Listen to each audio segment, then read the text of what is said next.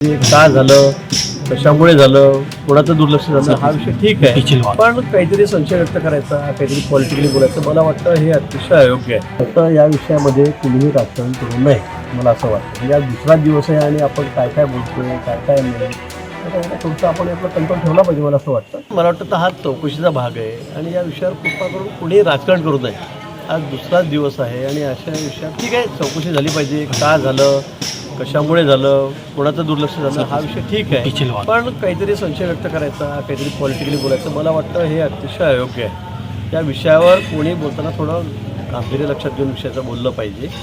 चौकशी सखोल होते, दिल्लीहून सगळ्या टीम त्या ठिकाणी आलेल्या आहेत, दिल्लीच्या टीम आलेल्या आहेत, सगळे त्या ठिकाणी काम व्यवस्थितपणे चाललेलं आहे. स्वतः मंत्री त्या खात्याचे त्या ठिकाणी होते, गृहमंत्री येऊन गेले, पण विनाकारण काहीतरी संशय तयार होईल अशा पद्धतीने कोणी बोलू. काही वक्तव्य असे आहेत की ते राजकीय आहे.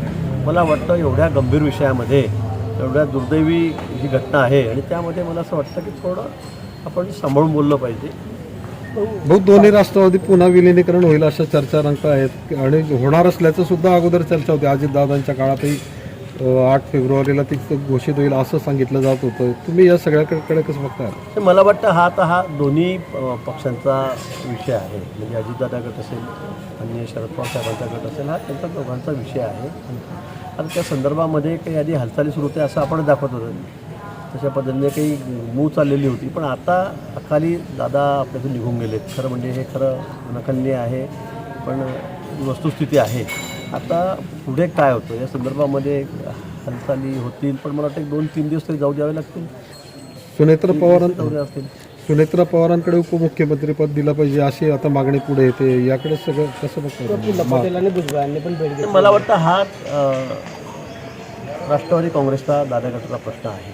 या संदर्भात आम्ही काही टिप्पणी करणं हे काही मला वाटतं योग्य होणार नाही, पण हा सर्वस्वी त्यांचा विषय. त्यांचे जे आमदार आहेत, त्यांचे सर्व नेते आहेत दुसऱ्या फळीतले, ते या बाबतीत विचार करतील, ठरवतील. माननीय मुख्यमंत्री मोदयांची मला वाटतं त्यांनी, कारण आपण यातच बघितलं की भेटही घेतलेली आहे.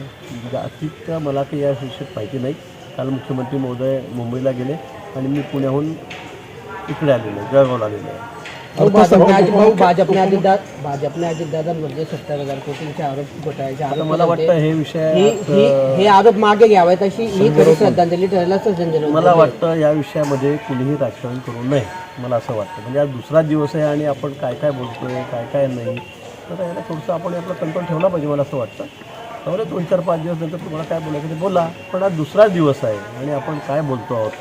मला वाटतं सगळ्या गोष्टीमध्ये राजकारण केलंच पाहिजे का, आणि त्याची काही काळवेळ असते की नाही हा माझा प्रश्न आहे खरा म्हणजे. अर्थसंकल्प आता देवेंद्र फडणवीस सादर करतील असं आहे. अर्थसंकल्प आज ते सांगणं कठीण आहे. अजून अधिवेशनाला वेळ आहे, म्हणजे लगेच उद्या परवा अधिवेशन नाही आहे. तोपर्यंत अजून काय घडामोडी होतात, कशा पद्धतीने पुढची मंत्रिमंडळाची रचना होते, दादांकडे 3-4 खाते होते ते कुणाकडे जातात. माननीय मुख्यमंत्री मोदी आणि राष्ट्रवादीचे नेते आहेत ते आज भेटलेले आहेत, ते ठरवतील. उपमुख्यमंत्री सहित अनेक खाते होते, पण मात्र ते खाते अजित पवार गटाकडे जाणार का इतर कोणत्या पक्षाकडे जाणार? आता मी काही पक्षाचा सर्व आहे का? तुम्ही मला हा प्रश्न विचारता म्हणजे किती चुकीचं खरं म्हणजे असं नाही आहे. मला वाटतं की आता या बाबतीमध्ये माननीय मुख्यमंत्री जे आहेत ते या संदर्भावरती आपले सभागृहाचे नेते आहेत, ते या संदर्भामध्ये चर्चा करून निर्णय घेतील. हो, लाडक्या बहिणीमुळे राज्य मागे पडल्याचं केंद्रीय सर्वेक्षणामध्ये सांगितलं जात आहे आणि आर्थिक परिस्थिती बिघडली राज्याची असं म्हटलं होतं. पण खरं म्हणजे लाडक्या बहिणींना आम्ही 50 रुपये दर महिना देतो. त्यातून खरं म्हणजे जे बिचारे रंजले गांधलेले आहेत, जे आर्थिकदृष्ट्या दुर्बल आहेत, अशा आमच्या भगिनींनासुद्धा त्यांनासुद्धा त्याचा फायदा मिळतोच आहे. ठीक आहे, थोडं इतके पैसे तिकडे गेल्यामुळे थोडाफार फरक, पण मला वाटतं तोही पडणार नाही. मी तर असं म्हणेल माननीय मुख्यमंत्री आमचे एवढे कुशल आहेत की त्या संदर्भाबद्दल तीसुद्धा जी गॅप आहे तीसुद्धा ते भरून टाकतील. तिथे कुठेही काही फरक पडेल विकासावर. आपण बघतात किती विकासाची कामं झपाट्याने चाललेली आहेत, किती इन्फ्रास्ट्रक्चरची कामं या ठिकाणी राज्यामध्ये चाललेली आहेत. आपणच बघतात सगळ्याजवळ बघा, कुठे बघा, कुठल्याही क्षेत्रामध्ये बघा, अतिशय वेगाने कामं सुरू आहेत. थोडाफार फरक पडत असेल, पण त्यातूनही आमच्या भगिनींचा विकासच होतो आहे. ते गरीब आहेत, त्यांना खरं अर्थ गरजू आहेत, त्यांना गरज आहे, त्यांच्याकडे हा पैसा जातो ना, हा कुठे वाया जातो आहे. हा सुद्धा विकासच आहे खऱ्या अर्थी. गरीब माणसाला मदत 2 पैसे कर्ज मिळाले, 50 रुपये कर्ज मिळाले, तर हा सुद्धा विकासाचाच एक भाग आहे मला असं वाटतं. अपघातासंदर्भातल्या सर्व गोष्टी बाहेर पडाव्यात म्हणून राज्य सरकारने CIDच्या माध्यमातून या प्रकरणाचा तपास करण्याचे आदेश दिले आणि CIDच्या माध्यमातून तपास देखील सुरू झाला. मी म्हणत मग CID करू द्या, CBI करू द्या, झालं पाहिजे ना. अपघात झाला कसा हे कळायला पाहिजे. म्हणजे आम्ही पण अचंबित आहोत. मी त्या ठिकाणी धावपट्टी काल लावून बघितली, ॲक्शन स्थळावर त्या ठिकाणी गेलो की स्ट्रीप लागायच्या आधीच विमान खाली कोसळलं कसं. मग ते वरतूनच काही बिघाड होता का ते जे दाखवलं त्या फोटोमध्ये असं तिरपं होऊन गेलेलं होतं उतरताना अगदी 100 फूटवरती 200 फूटवरती. म्हणजे खरं वस्तुस्थिती काय, ब्लॅक बॉक्स काढलेला आहे त्याच्यामध्ये काय आलेलं आहे, पण नेमकं काय झालं हे समोर आलं पाहिजे. अन्यथा याच्यामध्ये चूक कोणाची आहे, तर चूक असून कोणाला काही शिक्षा काही देता येत नाही, पण नेमकं चुकलं काय हे समोर आलं पाहिजे आणि पुढच्या वेळेला अशा दुर्घटना होणार नाहीत त्याची काळजी घेतली गेली पाहिजे. संजय राऊत म्हणतायत की भाजपचे जर दादावर प्रेम असेल तर त्यांनी 70,000 कोटीचे जे आरोप दादांवर केले ते मागे